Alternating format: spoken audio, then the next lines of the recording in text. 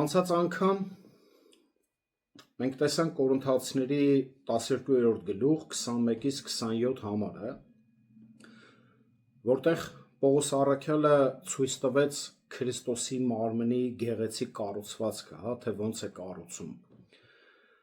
եւ ինչ պարտականություններ ունեն այն հզոր անդամները, որոնք պետք է տկարներին աջակցություն ցույց տան, տկարներին օգնեն զորանան, պաշտպանեն, առաջնորդեն, եւ որ մենք տեսանք նաեւ Կորինթացիների մեջ կար այսպիսի խառնաշփոթություն, այսպիսի նախանց կար, որ մեկը կանգնում ասում էր, դե ես քանի որ օրինակի համար մեծ ինչ-որ տեսանելի պարգևներով լցված չեմ, էլ ինչ գործ ունեմ եկեղեցում, կարծես ոնց որ գիտես, ոնց որ նեղանան, այսպիսի մի հատ խնդիր կար, եւ այն զորավորները, ովքեր որ լավ պարգևներով լցված են, այս մարդիկ էլ կարծես քիչ ուշադրություն էին դարձնում եւ գրեթե չէին դարձնում այն մարդկանց վրա, ովքեր որ ընդհանրապես չունեին, չէր երևում պարգևները։ Այսինքն այսպիսի խառնաշփոթություններից հելնելով Պողոս առաքյալը նաև անդրադառնում է 28-ից 31 համարներում, ինչ էին անում այս մարդիկ անընդհատ կարծես այս տկարները անընդհատ ոնց որ նախանց ցուցաբերեին այն մարդկանց հանդեպ, ովքեր որ լցված էին ինչ որ արտահայտիչ պարգևներով, որը որ երևում էր։ Եվ Պողոս առաքյալը ցույց տվեց, որ նաև այդ տկարները ավելի կարևոր են, ավելի կարևոր անդամներ են, ավելի կարևոր օրգաններ են մարմնի մեջ, ցույց տալով, մեր մարմինը համեմատելով, ցույց տվեց, որ դրանք ավելի կարևոր են, այսպիսով չկա մեկը մեկուն նախանձել, չկա մեկը մեկու պարգևը ցանկանալ, ձգտել դրան, ինչու, որովհետև Տերն է իր մարմինը կառուցում, այսինքն ես չեմ կարող ձգտել դառնալ օրինակի համար ինչ որ բժշկող, որտեվ ես այդ պարգևը չունեմ, որտեվ դա ինձանից չի, դա իմ ձգտումից չի, այլ Տերն է, որ շնորհում է։ Եվ հենց այս խնդիրները Պողոս առաքյալը ցույց է տալիս հենց 28-ից 31 համարում, որտեղ այո խոսում է այն բանի մասին, որ Տերը տվել է պարգևներ, բայց ոչ բոլորին է տվել, ոչ բոլորը պետք է այդպիսի արտահայտիչ պարգևներով հանդես գան։ Եկեք կարդանք, նախ 28-ից 31 համարները, շարունակում է Պողոս իր միտքը ասելով, որ եւ Աստված ոմանց եկեղեցու մեջ դրեց նախ առաքյալներ, երկրորդ մարգարեներին, երրորդ վարդապետներին, հետո հրաշքներ, հետո բժշկությունների պարգևներ, օգնություններ, կառավարելու շնորհներ, կառավարելու շնորհներ եւ տարբեր լեզուներ։ Միթե բոլորն առաքյալներ են, միթե բոլորը մարգարեանում են, միթե բոլորը վարդապետներ են, միթե բոլորը հրաշքներ գործողներ են, միթե բոլորը բժշկության պարգևներ ունեն, միթե բոլորը խոսում են լեզուներով, միթե բոլորը թարգմանում են, բայց դուք խիստ նախանձախնդիր եղեք լավագույն պարգևներին, եւ ես առավել գերազանց ճանապարհ ցույց կտամ ձեզ։ Տեքստի հետևյալ բաժիններն են, առաջինը ցույց է տալիս, թե ինչպես է Աստված եկեղեցու մեջ դնում ծառայողներ հոգևոր աճի համար, 28 համարում։ Երկրորդը հանդիմանում է ինքնակոչ ծառայողներին, եւ երրորդը խոսում է ճիշտ վերաբերմունքի մասին։ Գլխավոր միտքը հետևյալն է այստեղ.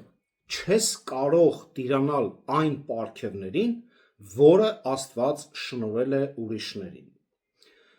Տեքստը վերնագրել եմ այսպես. Աստծո հոգատարության կատարելությունը, Աստծո հոգատարության կատարելությունը։ Պողոսը կրկին հիշեցնում է կորինթացիներին, որ Աստված իր գերիշխան զորությամբ կատարելապես իր եկեղեցուն տալիս է բազմազան, տարբեր, բայց միևնույն ժամանակ միասնական պարգևներ։ Բայց նույն հոգին է, ասում է, գործում է այս ամենը յուրաքանչյուրին բաշխելով ըստ իր կամքի, 12-րդ գլուխ 11 համարում։ Ինչպես 12-րդ գլուխ 8-ից 10 համարներում, այնպես էլ առաքյալն այստեղ հոգևոր պարգևների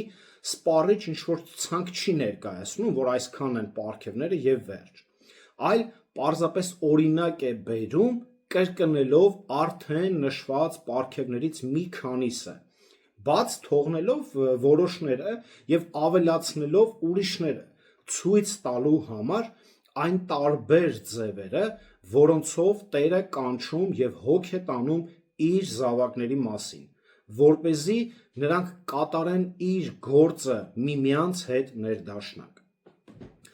Պողոսը շարունակում է շեշտել նույն երեք հիմնական կետերը՝ Աստծո գերիշխանությունը, պարգևների միասնությունը եւ դրանց բազմազանությունը։ 28-րդ համարում Պողոսը նախ հիշատակում է, որ որոշակի շնորհալի մարդկանց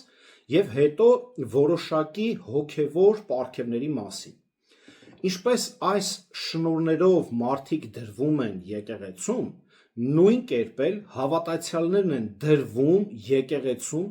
Աստծուն հաճելի ձևով։ Այս նույն հուներեն բայը օգտագործում է նաև 18 համարում։ Սա հուներեն տիտեմի բառն է։ Տեսեք 18 համարում ինչ է ասում։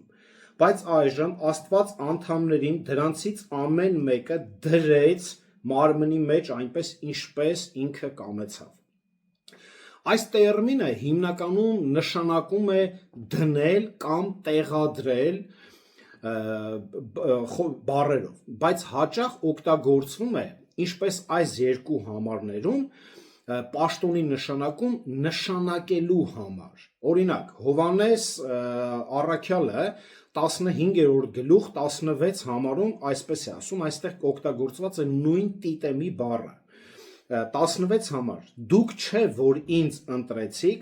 այլ ես ձեզ ընտրեցի ու ձեզ դրեցի, կարգեցի, նույն բառերն է,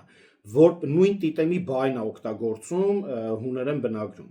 որպեսզի դուք գնաք եւ պտղաբերեք եւ ձեր պտուղը մնա։ Նույն տիտեմի բառն է օգտագործում։ Եվ նաև գործ կառաքելոցում պետք է ուշադիր նայենք, նայ, սա շատ կարևոր տերմին է, ինչու համար, որովհետև այսօր շատերը մարդկանց կոնկրետ առաջնորդում են ինչի մեջ, այսօր կա մարգարեական դպրոցներ, որ եկեք սովորեք, որ դառնաք մարգարեներ, եկեք սովորեք դարձեք առաքյալներ, եկեք սովորեք, որ դառնաք բժշկողներ եւ այլն։ Այսինքն մենք այստեղ տեսնում ենք մարդիկ, ովքեր fake պարգևներ են ցանկանում եւ ստանում, բայց այստեղ այս դրեց բայը, տիտեմի բայը հստակ ցույց է տալիս, որը անմիջապես կապում է Աստծո գործողության հետ, որ Աստված է դնում, կարգում, սարքում է Աստված մարդուն այդպիսին։ Գործ կառաքելոց 20-րդ գլուխ 28 համարը Զգույշ եղեք ինքներդ ձեզ համար եւ ամբողջ հոտի, որի վրա Սուրբ Հոգին վերակացուներ կարգեց, նույն տիտեմի բառն է գրած, դրեց, վերակացուներ դրեց, որպեսզի հովեք Աստծո եկեղեցին, որ նա ձեռք բերեց իր արյունով։ Նաև խոսում է 2 Տիմոթեոս 1 գլուխ 11 համարում։ Ուրեմն Աստված իր ինքնիշխանությամբ մարդկանց ձեռնադրել է նախ որպես առաքյալներ, երկրորդ որպես մարգարեներ, երրորդ որպես ուսուցիչներ։ Այլ ծառայություններ նաև, որոնց Աստված ձեռնադրում է իր հավատարիմ զավակներին, ավետարանչի եւ հովի կամ հովիվ ուսուցիչների ծառայություններն են, որը Եփեսացիների 4 գլուխ 11 համարում է ասում։ 28 համարում նշված առաջին երկու ծառայությունները առաքյալի եւ մարգարեի ծառայություններն են, ունեն 3 հիմնական պարտականություն։ Առաջինը եկեղեցու հիմք դնելն է, առաջի պարտականությունը, Եփեսացիների 2:20, առաքյալների ու մարգարեների հիմքի վրա շինված, որի անկյունաքարը Քրիստոսն է։ Երկրորդ գործառույթը, ընդունել եւ հռչակել Աստծո խոսքի հայտնությունը ժողովրդին, Եփեսացիների 3 գլուխ 5 համար, եւ հաստատել այս խոսքը նշաններով, հրաշքներով եւ զորավոր գործերով։ Այսինքն առաքյալների, մարգարեների հիմնական գործողությունը հենց սա պետք է լիներ, որը ցույց է տալիս 2 Կորինթացիների 12:12-ը, մենք դրան դեռ կանդրադառնանք։ Ուրեմն նոր կտակարանի եկեղեցու առաջին շնորհալի մարդիկ առաքյալներն էին, որոնցից ամենաբարձրը Հիսուս Քրիստոսն էր։ Եբրայեցիների 3:1-ում ասում է մեր առաջնորդը մեծ առաքյալը Հիսուս Քրիստոսը։ Առաքյալ բառը հուներեն ապոստոլոս բառի հիմնական իմաստն է, որը նշանակում է հատուկ առաքելությամբ ուղարկված անձ։ Իր սկզբնական իմաստով առաքյալ բառը նոր կտակարանում օգտագործում է միայն 12-ի, այդ թվում Հուդա Իսկարիովտացու փոխարեն Մատաթիային, որը որ ընտրեցին Գործք առաքելոց 1:26 համարում է գրված, եւ Պողոսի հետ կապված, որը եզակիորեն ընտրվել էր որպես հեթանոսների առաքյալ։ Գաղատացիներում է, չէ, ինքը իր մասին խոսում 1:15-17 համարներում։ Կորինթացիների նամակում էլ է խոսում։ Այսպիսի առաքելության ուրեմն իրավունքը պատկանում էր Քրիստոսի կողմից անմիջականորեն ընտրվածներին եւ նրա հարության վկաներին։ Վերջին մարդը, որը բավարարում էր այս պահանջները, Պողոսն էր, ով տեսավ Տիրոջը հարություն առած Դամասկոսի ճանապարհին։ Հետևաբար այն պնդումները, թե եկեղեցում այսօր էլ կան առաքյալներ, լիովին անհիմն է։ Դա անհնար է։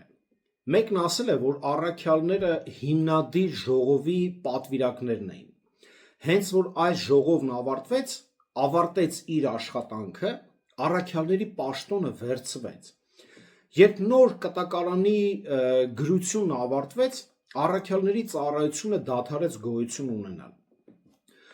Առաքյալների եւ մարգարեների առանձնահատկությունը կայանում էր նրանում, որ նրանք Աստծուց ստանում էին նաեւ խոսքի հայտնությունը, որը նաեւ գրի առնվեց։ Եվ Սուրբ գրքի կանոնը ավարտելուց հետո նոր առաքյալների կարիք չկա, որովհետեւ գիրքը ամբողջացել է եւ անունն էլ Աստվածաշունչ է։ Այսօր շատ ինքնահռչակ առաքյալներ եւ մարգարեներ կան, որոնք հաճախակի են մարգարեանում, հայտնություն ստանում, բայց այդպես էլ ոչ միտեղ գրի չի առնվում եւ անհետանում են իրենց սուտ հայտնությունները։ Այն հայտնությունը, որը համապատասխանում է Սուրբ գրքի հետ, դա հայտնություն չէ։ Իսկ որը չի համապատասխանում Սուրբ գրքի հետ, դա կեղծ է եւ ոչ աստվածաշնչյան։ Եվ ինչպես ասում է Հայտնություն 22-րդ գլխում, ավելացնում են ուղակի Աստծո խոսքի վրա։ Եթե առաքյալ կամ մարգարես, ուրեմն պետք է աշխարհը ճանաչի քեզ, բայց ինչպես գիտենք, այդ կեղծ առաքյալներն ու մարգարեները սահմանափակվում են իրենց համայնքում։ Եվ 2 Կորինթացիների 11-րդ գլուխ 13 համարի հիշատակված կեղծ առաքյալների պես փորձում են նմանվել առաքյալներին։ Ինչ է ասում, հիշում եք 2 Կորինթացիների 11:13-ը, որովհետև այդպիսիները սուտ առաքյալներ են, նենգավոր մշակներ, որոնք Քրիստոսի առաքյալների կերպարանքն են ստանում։ Առաքյալները, բացեք 2 Կորինթացիների 12-րդ գլուխ 12 համարը, առաքյալները իրենց առաքելությունը հաստատեցին նշաններով, հրաշքներով եւ զորությամբ։ 2 Կորինթացիների 12:12-ը այսպես է ասում. բայց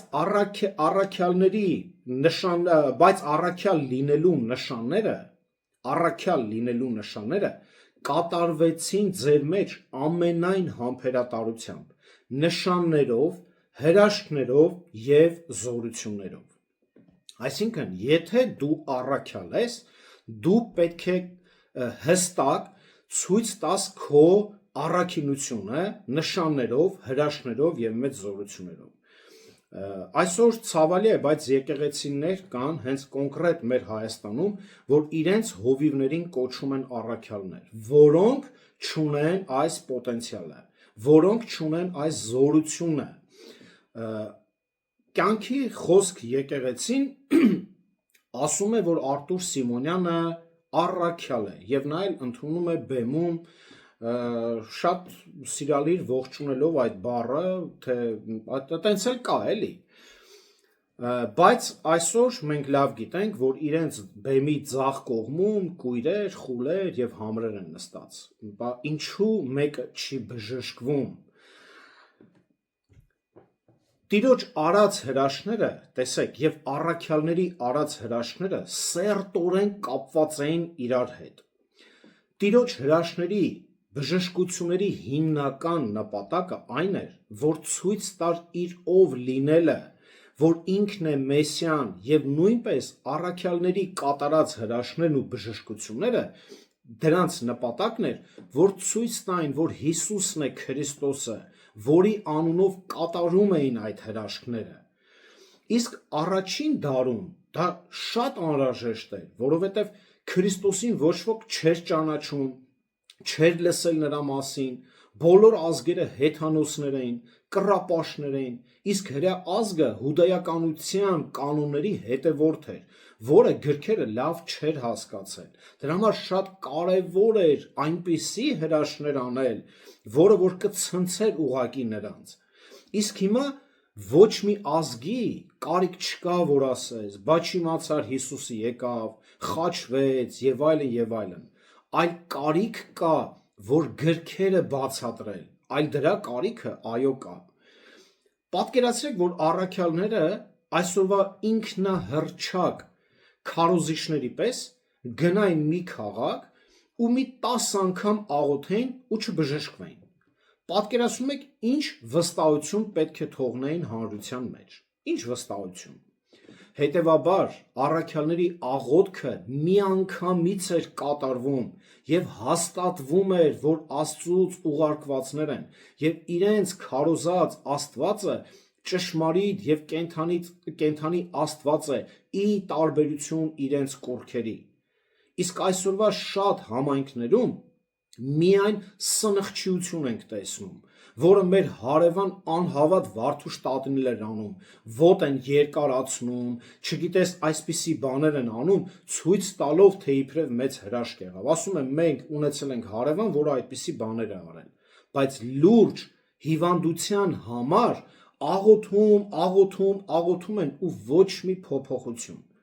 Իսկ ժողովուրդը այնքան է կուրացել, որ չի նկատում իրենց քարոզիչների ֆեյք պարգևները, ինքնահռչակ պարգևները, որը որ իրանք ցուցադրում են, բայց այդպիսի բան չի լինում։ Աղոթում են եւ ոչ մի անդամալույս չի քայլում, ոչ մի կույս չի բժշկվում։ Եվ եթե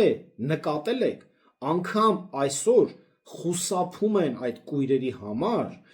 բեմից եւ ոնց որ sense նկարում են այդ սնխչիությունները, հա, հյուսային պողոտաներում եւ իրենց եկեղեցիներում, որ մեկի ոտը մի քիչ քաշում են, գցում են տեղ, դա լավ վարպետի գործ է, հա։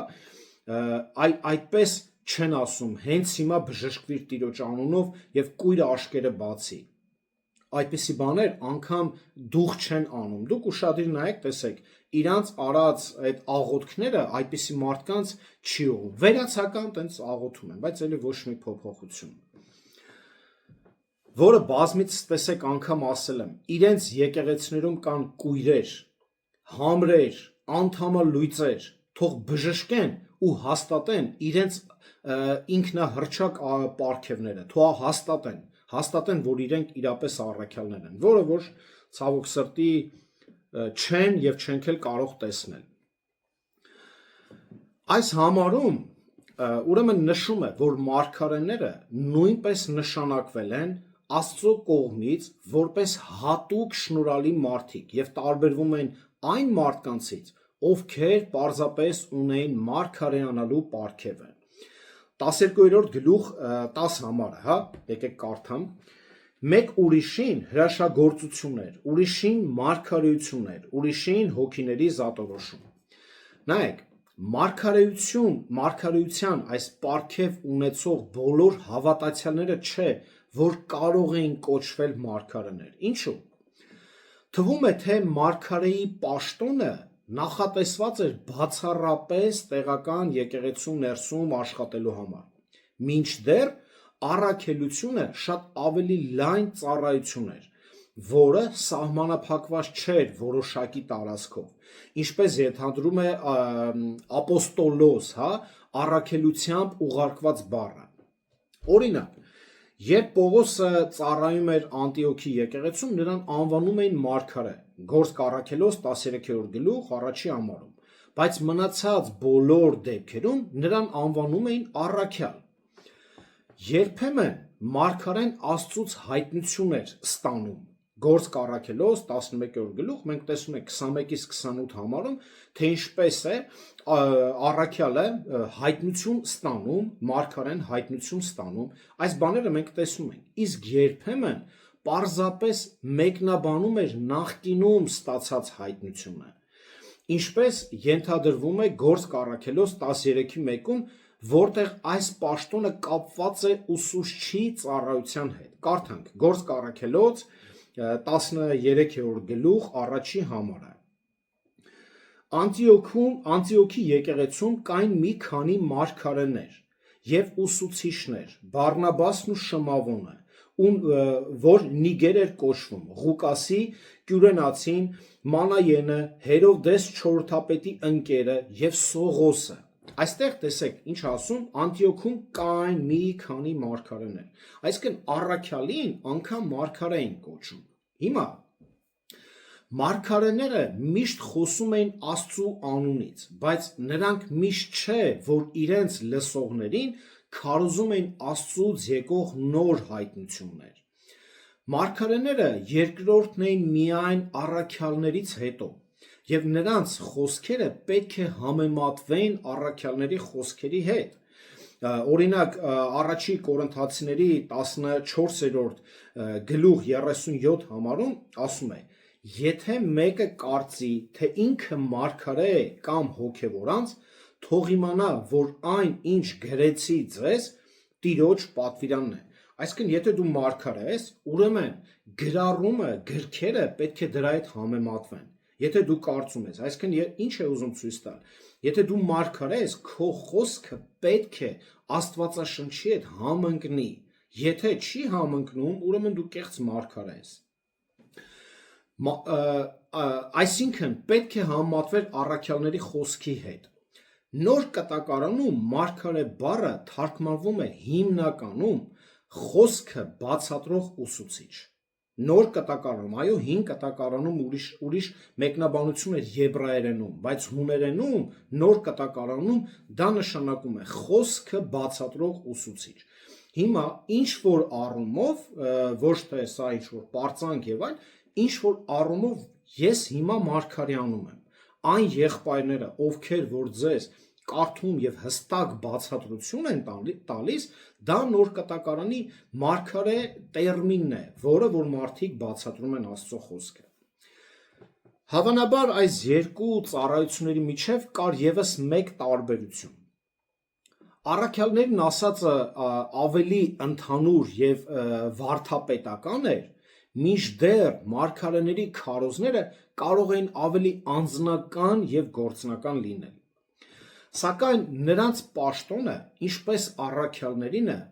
վերացվեց նոր կտակարանը գրվելուց հետո։ Նմանապես հին կտակարանի մարգարեները դադարեցին հայտնվել հին կտակարանի ավարտից հետո, Քրիստոսի ծնունդից մոտավորապես 400 տարի առաջ։ Եկեղեցին կառուցվեց առաքյալների եւ մարգարեների հիմքի վրա, որի անկյունաքարը Հիսուս Քրիստոսն է, չէ՞, Եփեսացիների 2:20-ը։ Հիմքը դնելուց հետո առաքյալների եւ մարգարեների ծառայությունը ավարտվեց։ Նոր գրված խոսքի ուրեմն մեկնաբանությունն ու հռչակումը ձեռնարկեցին ավետարանիչները, հովիվները եւ ուսուցիչները։ Առաքյալների եւ մարգարեների խնդիրն էր եկեղեցուն ճիշտ ուսմունք տալը։ Ավետարանիչների, հովիվների, ուսուցիչների խնդիրն էր պատրաստել եկեղեցին արդյունավետ ծառայության համար։ Այս նամակում ծառայությունները թվարկված չեն ժամանակագրական կարգով եւ առանց դրանց տևողության հղում անելու, քանի որ դրանք բոլորը գոյություն են ունեցել այդ ժամանակաշրջանում, այդ դարաշրջանում։ Երկրորդ պաշտոնը սա ուսուցչի պաշտոնն է, որը կարող է համընկնել հովիվ ուսուցչի պաշտոնի հետ։ Եփեսացիների 4-րդ գլուխ 11 համարում, եկեք կարդանք, Եփեսացիների 4 գլուխ 11 համարը։ Եվ նա ոմանց տվեց առաքյալներ լինելու, ոմանց մարգարեներ, ոմանց ավետարանիչներ, ոմանց հովիվներ ու վարդապետներ կատարելագործելու սրբերի ծառայության գործում Քրիստոսի մարմնի շինության համար։ Այսինքն մենք տեսնում ենք պատճառը, թե ինչու է տվել։ Եվ Քրիստոսի մարմինը առաջնորդելու, կատարելագործելու շինության համար սրանք այս տերմինը, այս առաքյալներ, մարգարեներ, ավետարանիչներ, հովիվներ, սրանք ցույց է տալիս մեկ բայով ուսուցիչներ բնագրում, մարդիկ, ովքեր ունեն կարողություն եկեղեցում սովորացնելու եւ առաջնորդելու։ Այսինքն սրանք չի խոսում այն բանի մասին, որ պետք է հրաշներ գործեն, պետք է այդ հրաշները գիտեք, ինձ ու քեզ ոչ մի հոգևոր շինություն չի տալիս, եւ ես չեմ աճում քրիստոսանմանությամբ ոչ մի քայլով։ Այնուամենայնիվ, ես հակված եմ տարբերակել այս պաշտոնները։ Ուսուցիչը ոչ միայն սովորեցնելու պարգև ունի, այլ սովորեցնելու աստվածային կոչումը։ Գիտեք սա որն է, որ երբ որ մարդը կարողանում է դիմացինի մեջ բացահայտել, թե այս մարդը ինչ պարգևներ ունի, նա կոչված է Աստծո խոսքը ուսումնասիրելու եւ եկեղեցու համար այն մեկնաբանելու ծառայությունը։ Նա օժտված է այս ծառայության շնորհով։ Բոլոր նրանք, ովքեր կրում են ուսուցման ծառայությունը, ունեն ուսուցման պարգև, բայց ոչ բոլոր նրանք, ովքեր ունեն այս պարգևը, ունեն այս ծառայությունը։ Մեկը կարող է, իմաստը բացատրեմ, մեկը կարող է լավ քարոզիչ լինել, բայց չկարողանա աշակերտներ պատրաստել։ Իմաստը այս սրանում է։ Եվ 28-րդ համարի երկրորդ մասում ընտրողաբար թվարկված են մի քանի հոգևոր պարգևներ, թե ժամանակավոր, թե մշտական։ Հրաշքների եւ բժշկությունների պարգևները, որոնք ժամանակավոր նշան են, պարգևներ են, որոնք քննարկվում են հենց 12-րդ գլուխ 9-ից 10 համարներում։ Այսպես է ասում, տեսեք. Մյուսին հավատ նույն հոգով, ուրիշին բժշկության պարգևներ նույն հոգով, մեկ ուրիշին հրաշագործություններ, ուրիշին մարգարեություններ, ուրիշին հոգիների զատորոշում, ուրիշներին տարբեր լեզուներ, մյուսներին լեզուների մեկնաբանություն։ Եթե կհիշեք, մենք այս հատվածը, երբ որ ունեցել ենք քարոզ, ինչ է այստեղ ասում, մեկ ուրիշին հավատ։ Ինչ է, այսինքն եկեղեցում ինչ որ հատուկ մարդիկ կան, որ հավատ ունեն, ոչ, սա յուրահատուկ պարգևի մասին է խոսում։ Հավատ, օրինակի համար դժվար, այսինքն անսպասելի դաժան փորձությունների ժամանակ, որ մարդը կարողանում է իր հավատով դիմակայել։ Մենք խոսացել ենք, ով չի տեսել, կարող եք հետ տալ եւ նայել։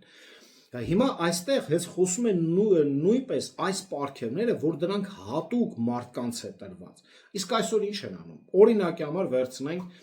թեկուզ լեզուների պարգևը, որը որ մենք շուտով կանրադառնանք, մանրակրկիտ ուսումնասիրության, այսօր վերցնում են օրինակի համար լեզուներով պարգևը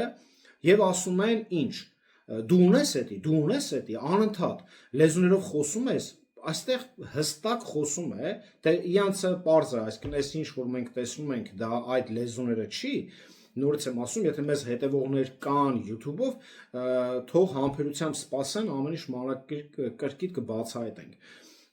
Բայց այն ինչ որ տեսնում ենք այսօր, Իրանք ուզում են, որ բոլորը պիտի խոսան, բայց այստեղ խոսում է հստակ, որ սրանք հատուկ մարդիկ են եկեղեցու աճի շինության համար։ Եվ երբ որ ես առանձին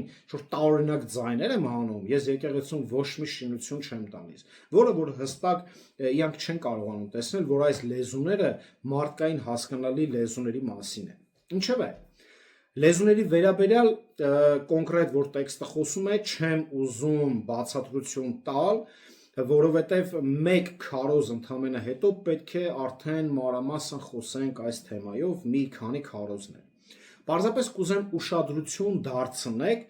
որ արդեն 12-րդ գլխից ուրեմն ինչ է ասում 4 քարոզ պետք է տանք 12-րդ գլխում տեսեք այս հատվածը, հա, ինչ է ասում 30 համարում, ինչ է ասում, չէ, կներեք, 29 համարում, միթե բոլորը վարդապետներ են, միթե բոլորը հրաշագործներ են, միթե բոլորը բժշկության պարգևներ ունեն, միթե բոլորը խոսում են լեզուներով, միթե բոլորը թարգմանում են, միթե բոլորը խոսում են լեզուներով եւ ամենակարևոր ուշադրությունը կուզեմ դարձնել 28-րդ համարի վերջին մասին, որ ասում է տվեց մեկին այս պարգևներ, օգնություններ, կառավարելու շնորհներ եւ տարբեր լեզուներ, հստակ ցույց է տալիս, որ տվել է մարդկանց տարբեր լեզուների շնորհը, որտեղ որ պետք է տարբեր օտար ազգերին քարոզեին, որ մարդիկ լսեին բարի լուրը։ Ըստ այս խոսքի, որը որ այսօր խոսում են մարդիկ, ասում են, գիտեք, չէ, սա հրեշտակների լեզուներն է, այսինքն ինչ է ստացվում, երկնքում էլ է տարբեր լեզուներ, հրեշտակները իրար չեն հասկանում, հա, մեկը հայերեն է խոսում, մեկը ուզբեկերեն, հա, այսինքն երկնքում էլ է, էլի, sense խառնաշփոթ վիճակ։ Մի խոսքով մենք կխոսանք այս թեմայով ավելի մանրակրկիտ։ Մնացած երկու պարգևները մշտական ծառայության պարգևներ են։ Օգնելու պարգևը, որը որ այստեղ խոսում է 28 համարում, ինչ է ասում, բժշկությունների պարգևներից անցանք, օգնելու պարգևներ, կառավարելու շնորհներ։ Օգնելու պարգևը ուրիշներին օգնելու պարգևն է։ Այս աջակցությունը մշտական է, ամենօրյա եւ հաճախ աննկատ։ Դա նույն պարգևն է, ինչ ծառայելու պարգևը, օրինակ, Հռոմեացիների 12-րդ գլխում այս մասին հստակ խոսում է Պողոս առաքյալը նույնպես 8-րդ համարում։ Թե հորդորող է, թող հորդորանքի մեջ, թե բաշխող է, այսինքն տվող է, թող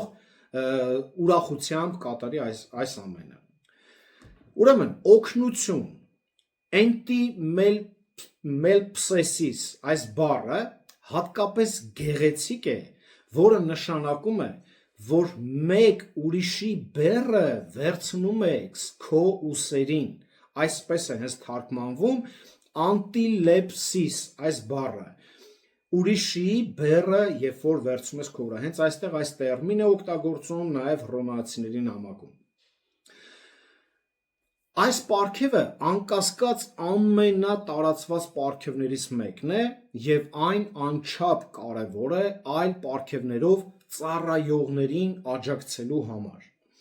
Պողոսը նույն բառը օգտագործեց Եփեսոսի երեցներին ուղղված իր վերջին խոսքերում, երբ նա հանդիմանեց նրանց Միլենտոսում Երուսաղեմ գնալու ճանապարհին,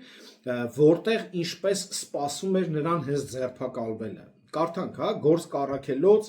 20-րդ գլուխ 35 համարը։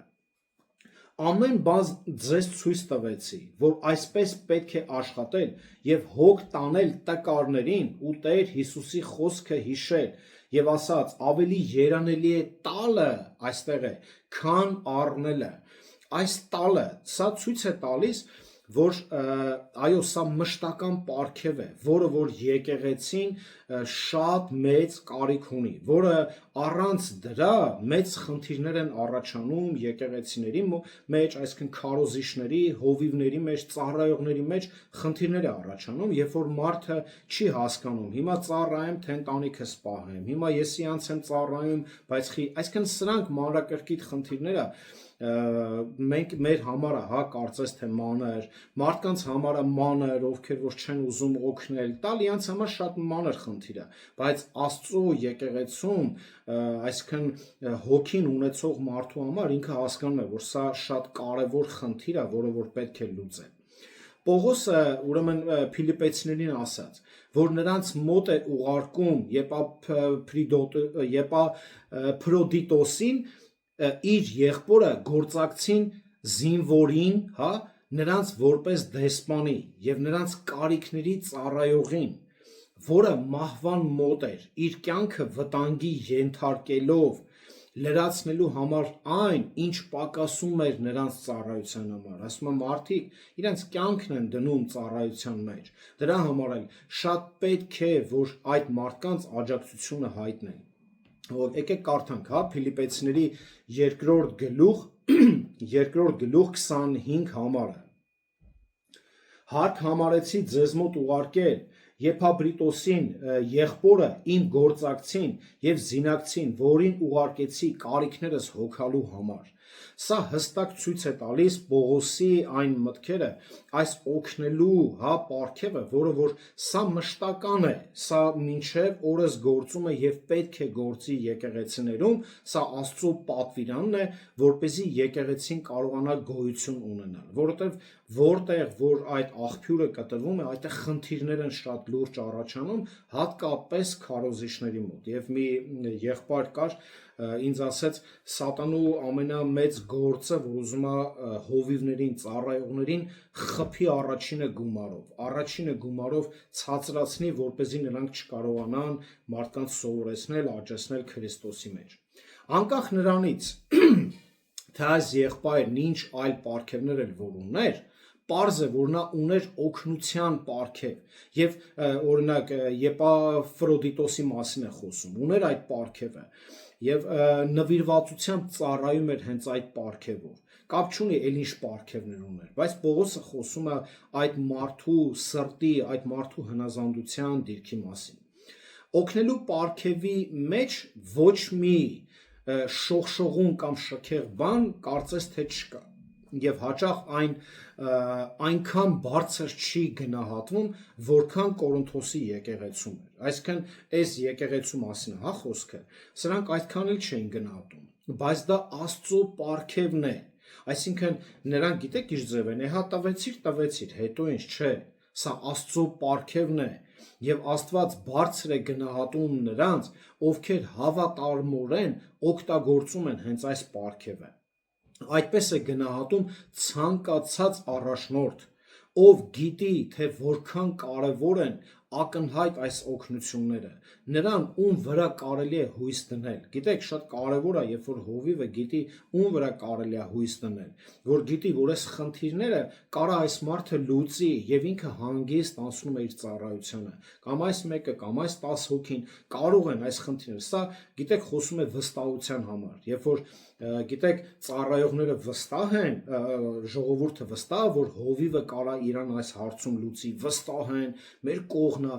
այդպես էլ հովիվն է ուզում, որ որոշ ծառայողներ իր կողը լինեն։ Ուրեմն կառավարման պարգևը առաջնորդության պարգև է։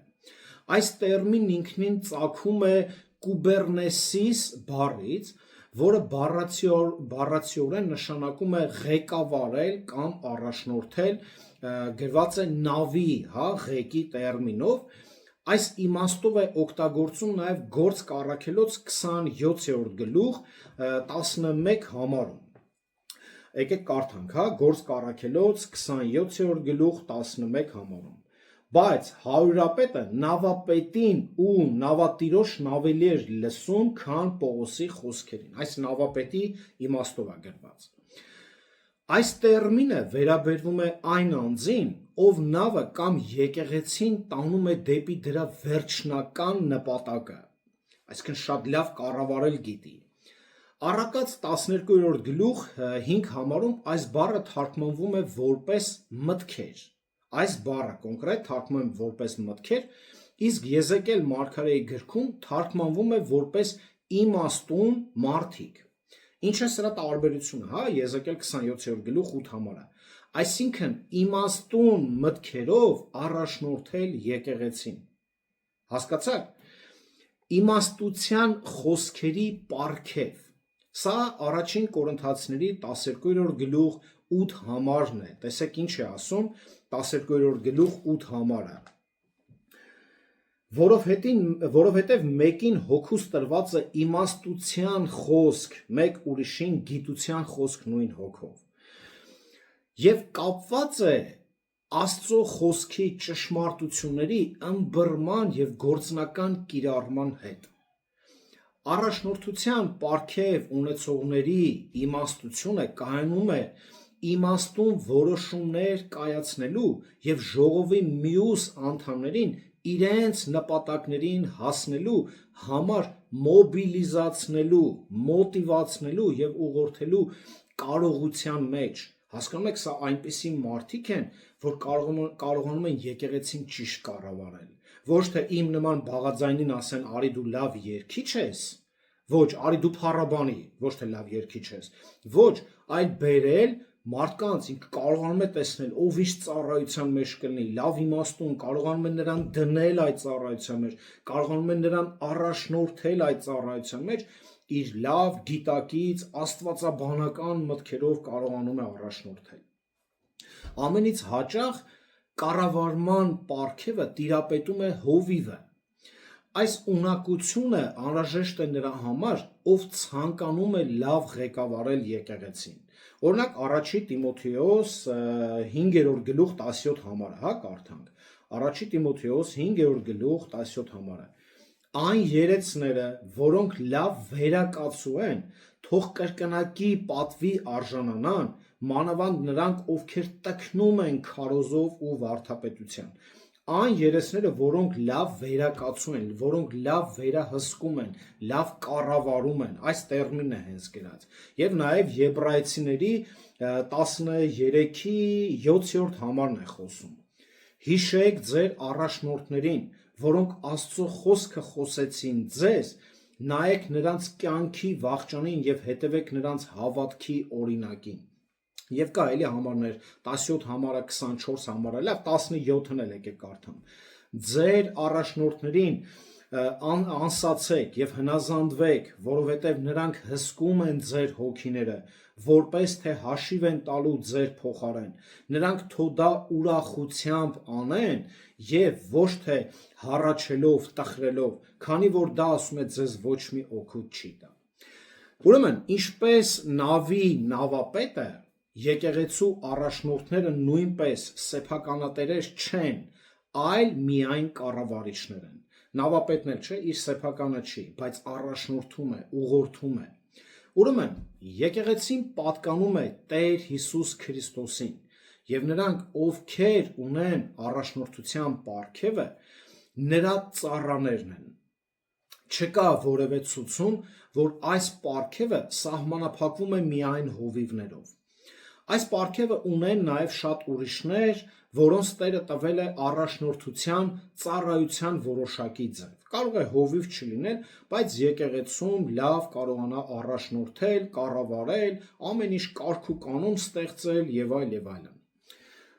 Քանի որ Կորինթոսի եկեղեցին ոչ մի պարգևի պակաս չուներ, այնտեղ կային առաջնորդության մեջ օժտված մարդիկ։ Եվ քանի որ այս առաջնորդները ըստ երևույթին իրենց աշխատանքը չէին կատարում պարկեշտ եւ կարգ ու կանոնով, որը 14-րդ գլխում հետագայում կտեսնենք, հա, կարելի է եզրակացնել, որ կամ նրանք չէին օգտագործում իրենց պարգևները, կամ եկեղեցու անդամները հրաժարվում էին ենթարկվել նրանց առաջնորդներին։ Այսպիսի խնդիր կար։ Ուրեմն 12-րդ գլուխ 28 համարում ծառայություններն ու պարգևները թվարկելիս Պողոսի հիմնական նպատակն էր ընդգծել ծառայությունների բազմազանությունը, որը Աստված տվել է իր եկեղեցուն։ Հետևաբար նա ռետորական հարցեր է տալիս։ Բոլորը պատկանում են այս տեսակի ծառայություններին։ բոլոր, այսինքն ինքը խոսում է մանրակրկիտ ցույց է տալիս, որ սրանք հատուկ օժտված մարդիկ են, հատուկ պարգևներով։ Ինչ է բոլոր այդ առաքյալներ եք, ինչ է բոլոր այդ մարգարեներ եւ ուսուցիչներ եք, բոլորն ունեն այս պարգևները, հարց է տալիս ռետորական ձևով։ Աստված բոլորին նույն պարգևը չի տալիս եւ ոչ էլ մտադիր է բոլորին տալ ակնառու անսովոր պարգևներ։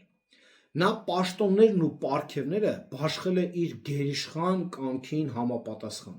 ինչպես որ իրեն է հաճելի 11 համարում ասում է։ Պատկերացնում եք, մեկին տա պարգև, ով ինքը չի կարա գործի, ինքը չի կարա գործադրի իր պարգև, այսինքն Աստված գերիշխան իր կամքով, իր գերիշխանությունով, իր ամենագիտությունով նա գիտի ում է տալիս եւ ով պետք է այդ պարգևը իրագործի։ Հետաքրքիր է, որ 28-րդ համարում նշված երկու պարգևները, որոնք չեն հիշատակվում 29 եւ 30 համարների մեջ, օգնության եւ կառավարման պարգևներն են։ Սրանք հավանաբար այն պարգևներն են, որոնք կորինթացիները ամենաքիչն էին գնահատում, բայց եւ այնպես ամենաշատը ունեին հենց դրանց կարիքը։ Պատկերացնում եք, նրանք քիչ են գնահատում այս օգնության, հա, կառավարելու պարգևը, բայց նրանք իրոք ավելի շատ դրա կարիքն ունեին։ Եվ 31 համարում այս ամեն այստեղ կուզեմ շատ ուշադիր լինեք, որովհետև մենք թարգմանության մեջ ստեղ խնդիր ունենք։ Կուզեմ ձեր գրքերը բացեք եւ ավելի հետեւողական լինեք։ Այստեղ ցույց է տալիս 31 համարում ճիշտ վերաբերմունքը, թե ինչպես պետք է մենք ճիշտ վերաբերմունք ցույց տանք։ Եկեք մի անգամ կարդանք այս համարը։ Բայց դուք խիստ նախանձախնդիր եղեք լավագույն պարգևներին, եւ ես առավել գերազանց ճանապարհ ցույց կտամ ձեզ։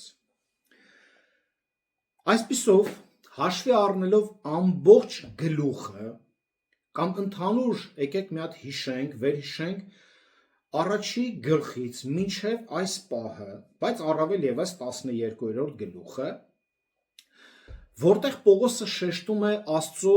գերիշխանությունը, պարգևները բաշխելու եւ հավատացյալների պարտավորությունները բավարարել դրանցով, անհնար է թվում 31 համարներում մեկնաբանել որպես կոչ,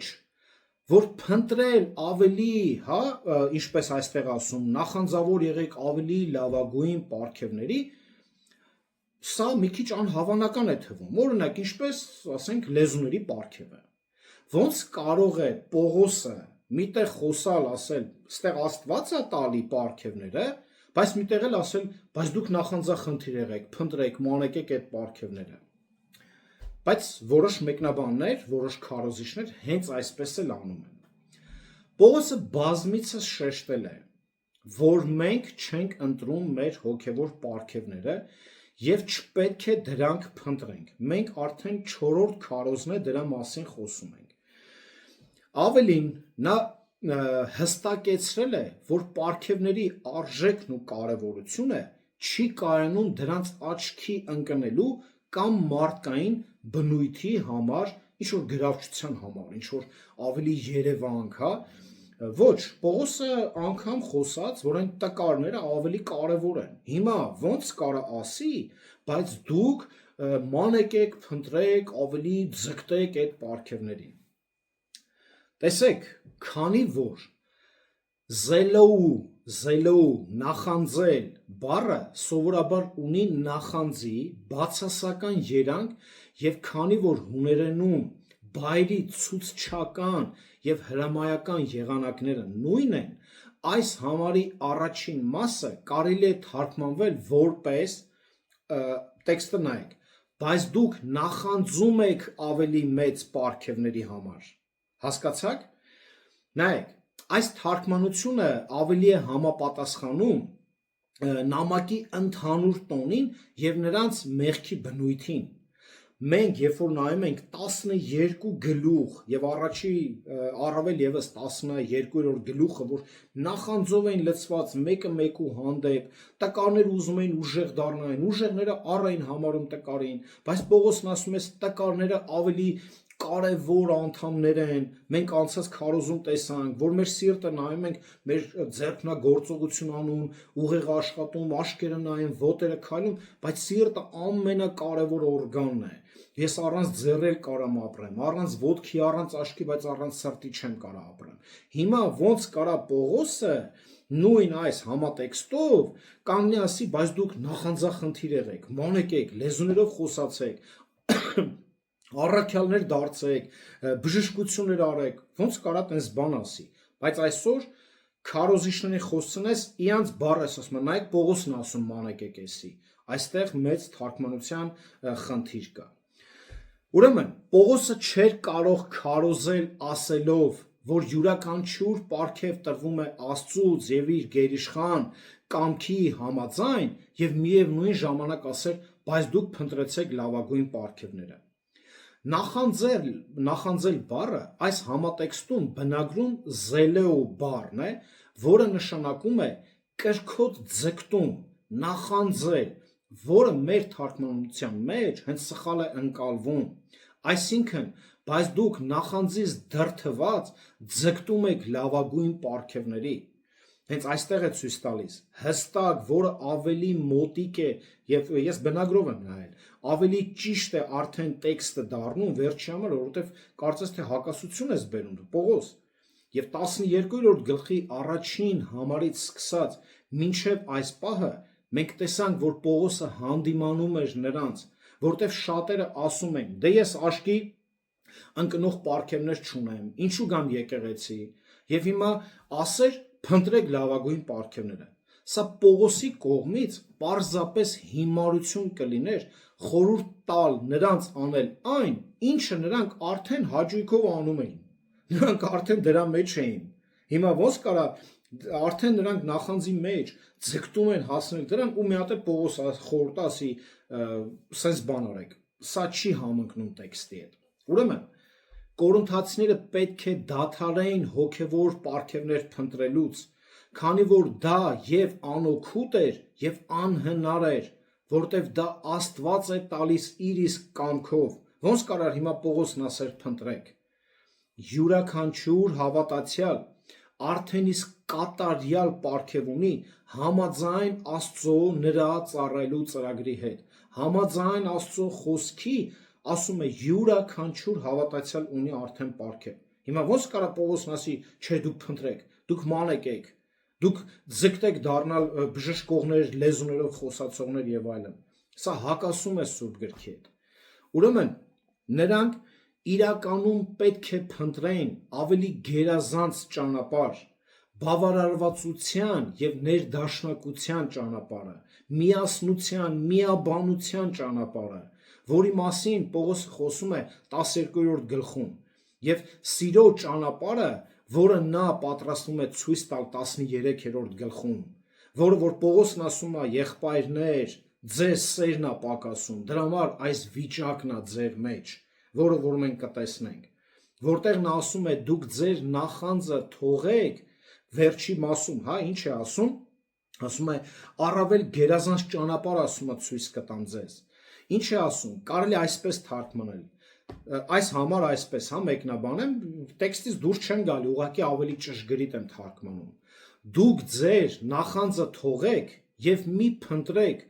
այն, ինչը չեք կարող ունենալ, եւ ձեզ գերազանց ճանապարհ ցույց կտամ ձեզ, ձեր նախանձը բաժանում է ձեզ, բայց այն ճանապարհը, որը ես ցույց կտամ, դա սերն է, որը ձեզ կմիավորի։ Այս էր Պողոսի ընդհանուր նամակի բովանդակությունը։ Եվ գործնական քայլերի մեջ կուզեմ նայենք երկու բան, հա։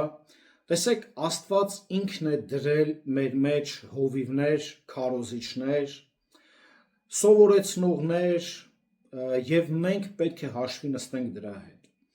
Եվ կարողանանք այն, ինչ Աստված տվել է, մենք կարողանանք գնահատել։ Աստված նաև քեզ է տվել պարգև, որը որ դու պետք է բացահայտես, մենք արդեն անընդհատ 4 քարոզ խոսում ենք դրա մասին։ Եվ երբեք նախանձով չլցվենք նույնպես կորինթացիների պես, թե ես էլ եմ ուզում այսպես անեմ, ես էլ եմ ուզում այնպես անեմ։ Կարող է ինչ-որ մեկը ինչ-որ հակադրություն գտնի, հա, առաջի Տիմոթեոսի մեջ, որ ասում է Պողոսը, եթե մեկը ձգտում է, հա, եպիսկոպոսության, հովության, հիմի կասեք, բա այդտեղ ինչ այդտեղ չի ասում, եթե ձգտում է, всё, ուրեմն ինքը ունի այդ պարգևը։ Ոչ, այդտեղ տալիս է մեզի հստակ ուղեցույց։ Պետք է, եթե ձգտում է, լավ բանի է ձգտում, հա, լավ անում, ով է բան ասում, բայց պետք է համապատասխանի Սուրբ գրքի հետ, նրա վարքը, նրա կյանքը, նրա խոսքը,